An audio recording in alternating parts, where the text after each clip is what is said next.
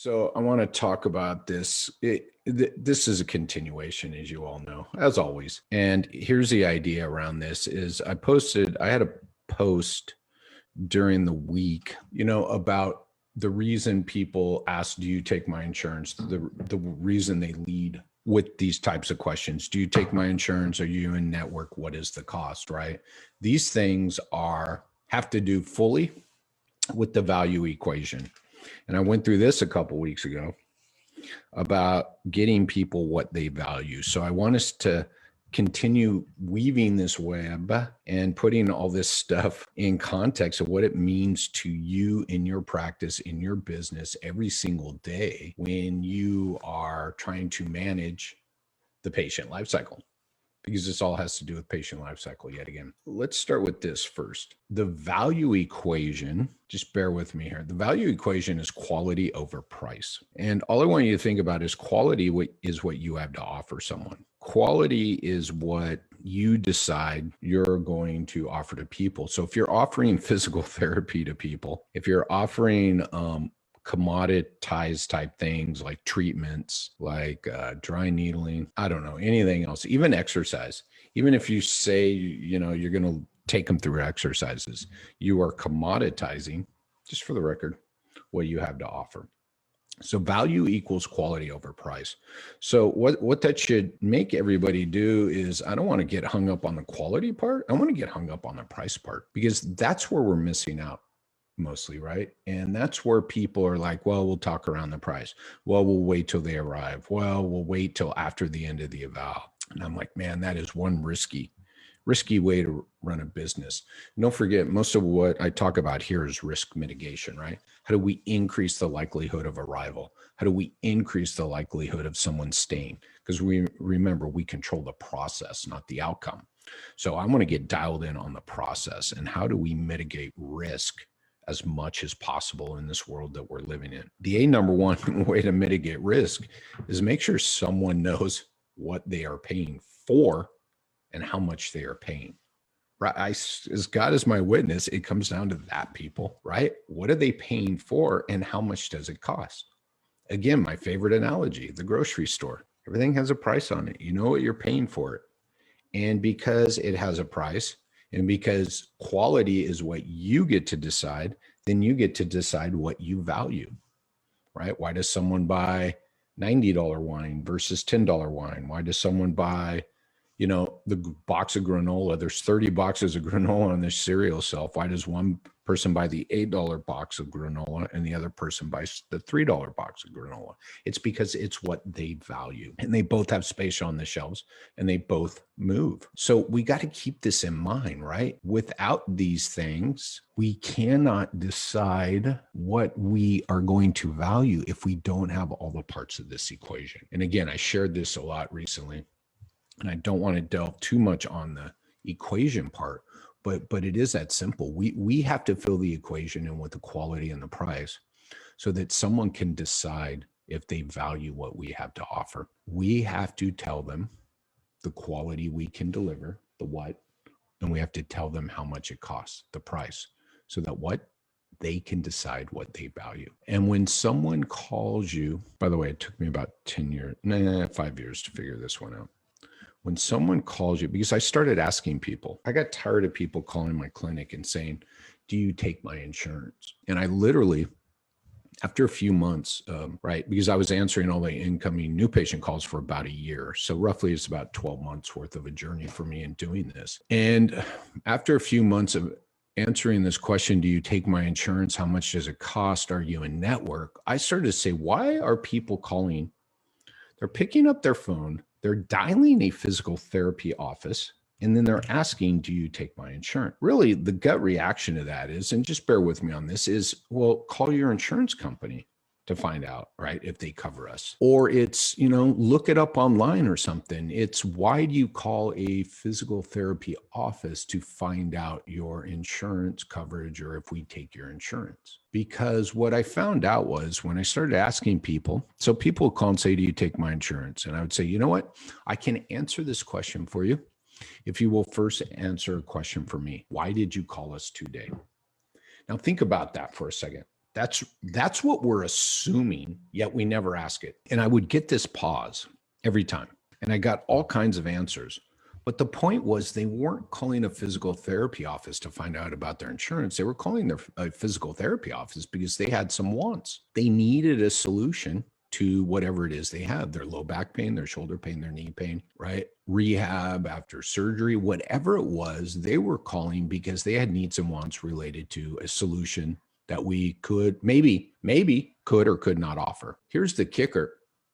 Without any previous, this is expectation stuff here, without any previous experience with physical therapy, without any previous experience of anything different across physical therapy, the only thing they had to ask was the cost part, right? If you think all physical therapy is the same, then the only thing to do is ask for cost. If you don't know what physical therapy is, then all you do is ask about cost, insurance. So this whole idea that we will allow people to drive us down this path of, do you take my insurance? Are you in network?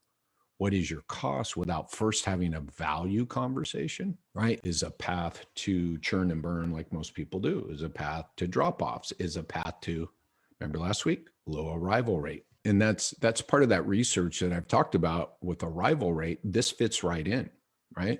If we don't control for the front end conversation on those, saying people who live more than 5 miles away won't show up for physical therapy is kind of a moot point.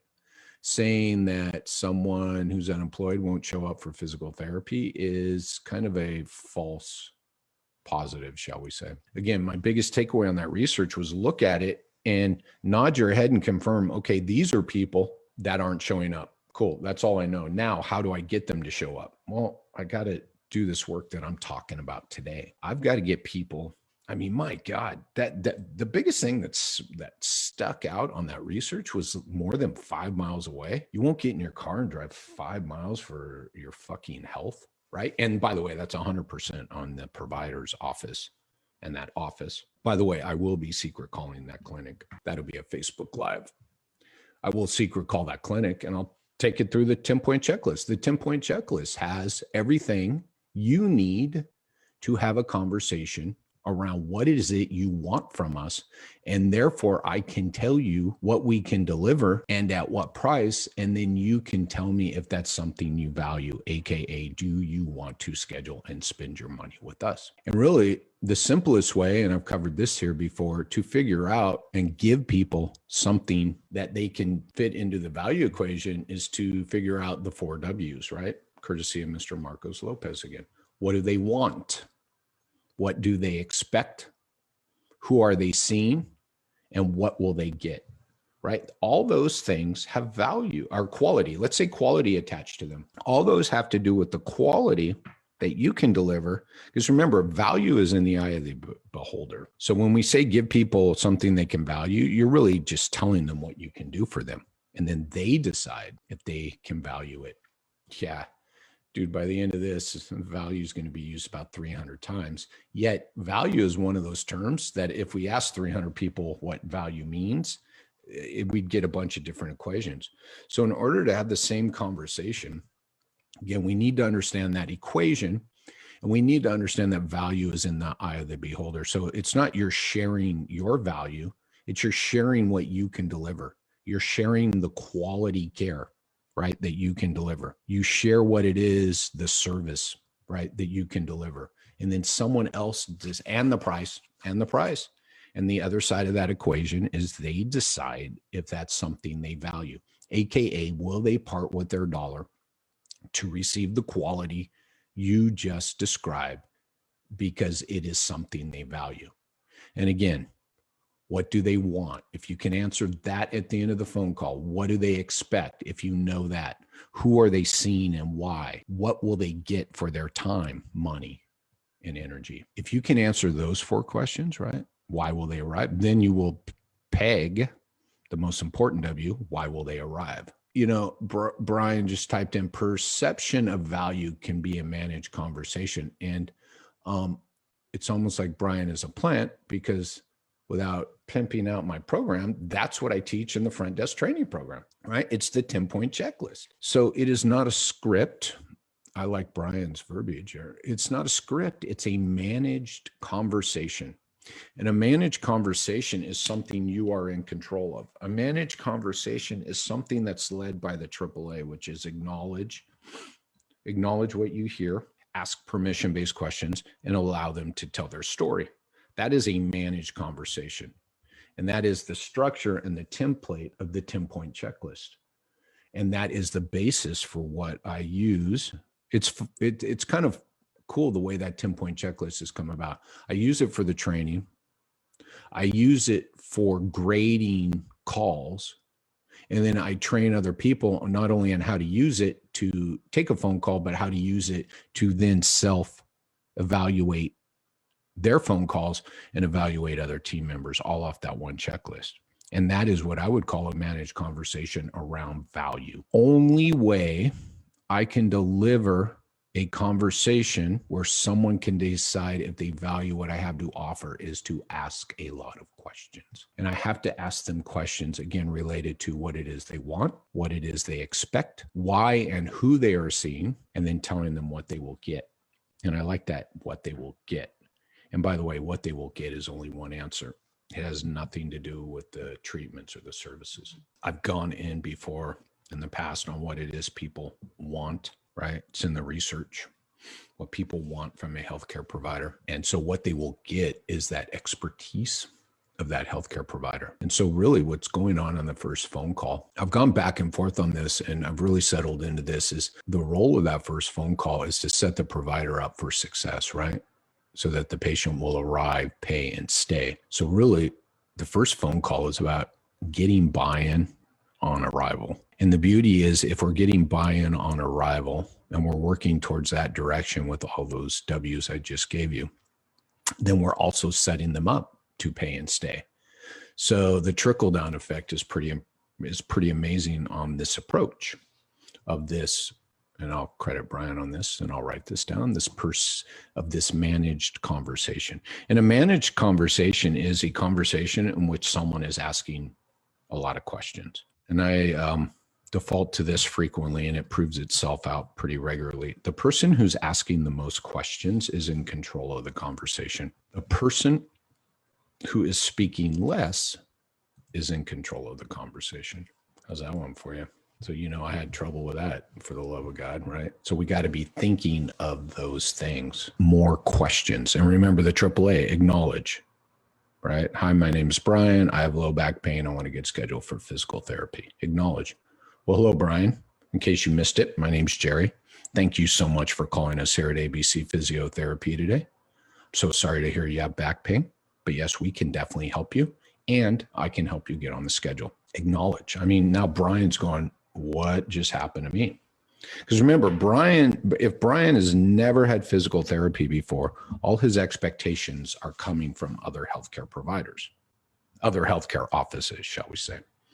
So when he calls his doctor, when he calls his dentist, when he calls his orthopedist, when he calls his endocrinologist, when he calls his ophthalmologist, right? And his experiences at those clinics is what he's now expecting from you when he calls your office. So he is expecting you to ask first name, last name, date of birth, insurance information, diagnosis, and put him on the schedule. All of a sudden, you start at the beginning by acknowledging all those things, and he's already like, whoa, in his brain saying, this is not like the other clinics. I don't think we're in Kansas anymore, Toto. So what you're doing right then and there, the acknowledgement is A, telling him you're different, but B, we all know that acknowledgement is a huge component of empathy. So you're already being empathetic 15 seconds in the call. And then we go into asking permission-based questions, right? So Brian, what I'd like to do next is get 5 or 6 data points, I call them, from you so I can get you into our scheduling software. So when it's time to schedule you, we'll be ready to do that. Do you mind if I do that first? And he says, no, I don't mind. And then you get the data points, right? And now I made getting data points all about him and achieving the goal that he asked, which was getting scheduled. You guys can see where I'm going with this, but that's ask permission-based questions. Then I get the data points and I say, so what I need next from you, Brian, is this. I need to learn more about you and this low back pain. Boom. Now I go into getting him to share his story with me. And we're 2-3 minutes in. So this is not a long phone call. This is an efficient phone call to do what? Make sure I know what Brian wants from us, what he expects from us, so I can tell him what we can deliver to him and how much it will cost and what he will get for all that, so he can make a choice based on value and not price alone. It's voodoo magic, people. It is repetition, and it is understanding all of these components of how we set people up for failure. If I had $1 for every PT owner, clinic manager who says, man, I'm so tired of people commoditizing us. I'm so tired. All people want to know is insurance. And then I secret call the clinic.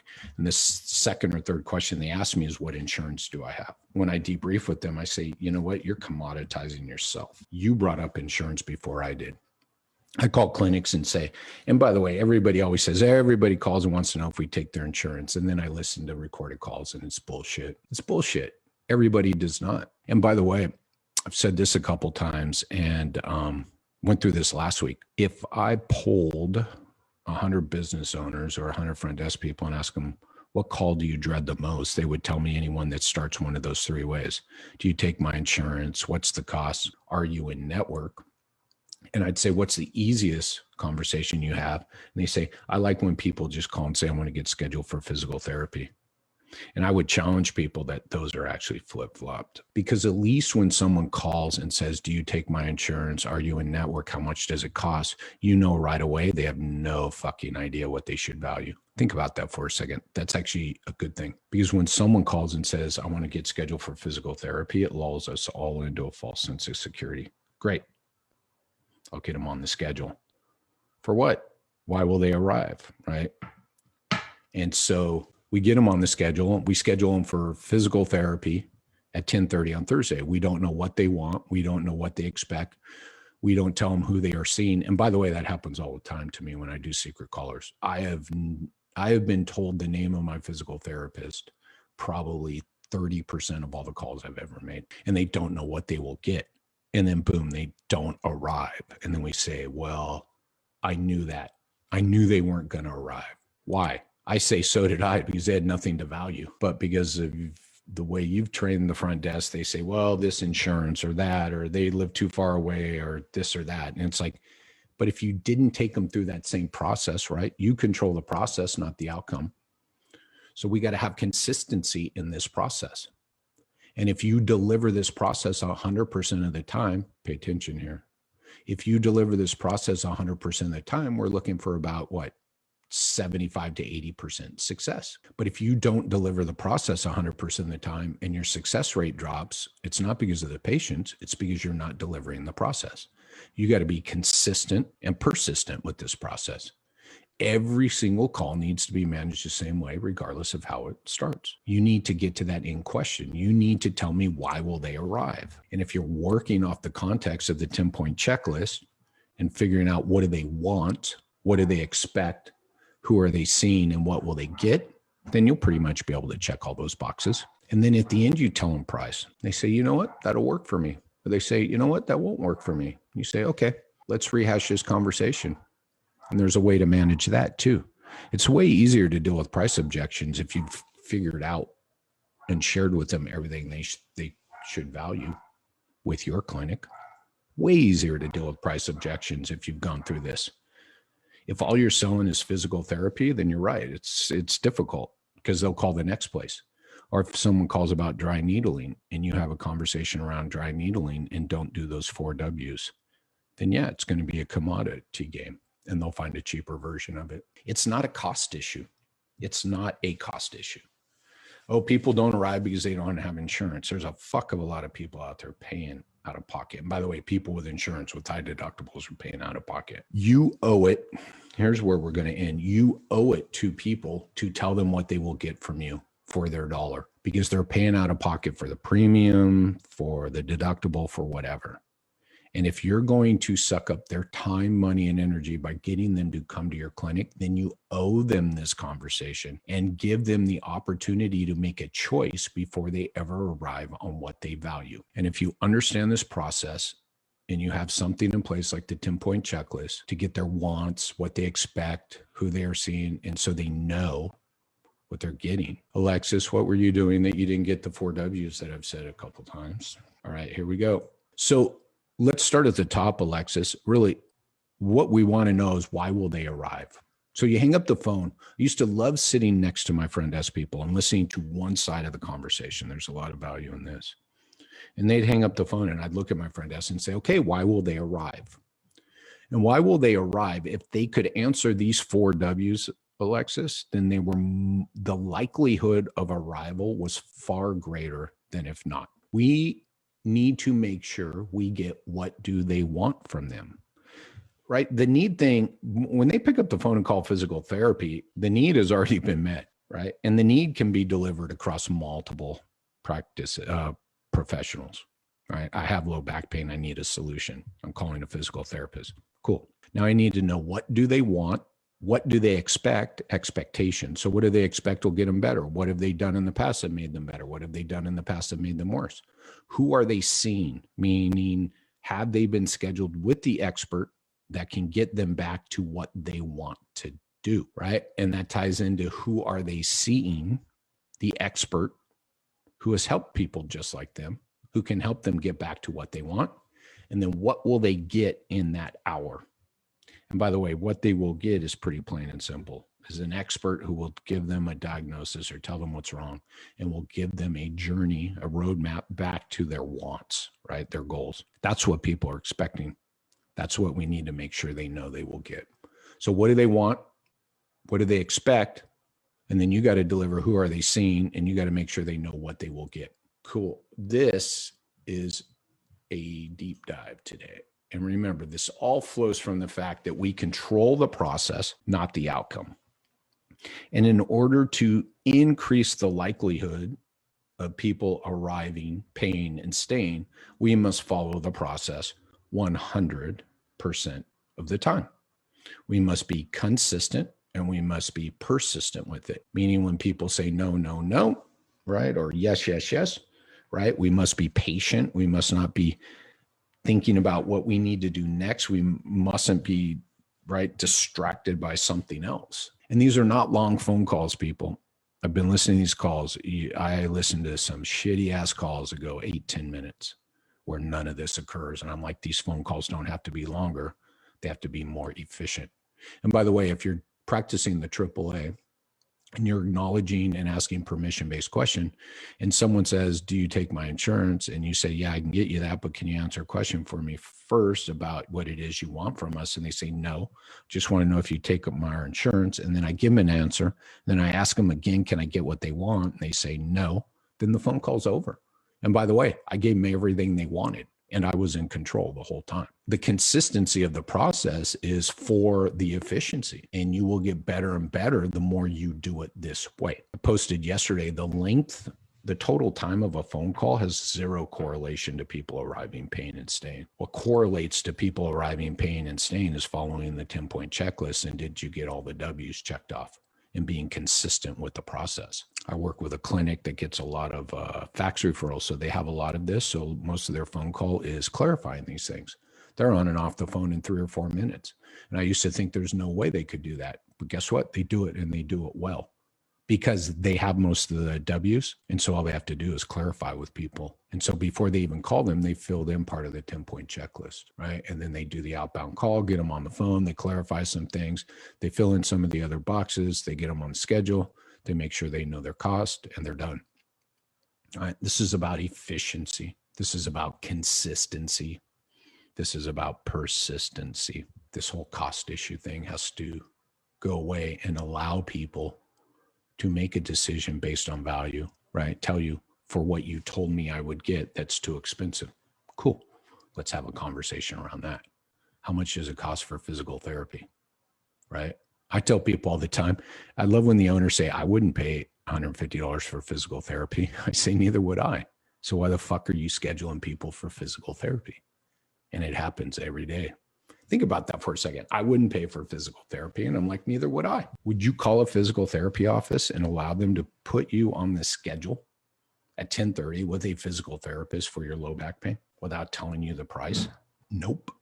Because probably $20 copay is too much. I got to get in my car, drive 20 minutes, be there for an hour, drive 20 minutes home. And you're going to collect 20 bucks from me?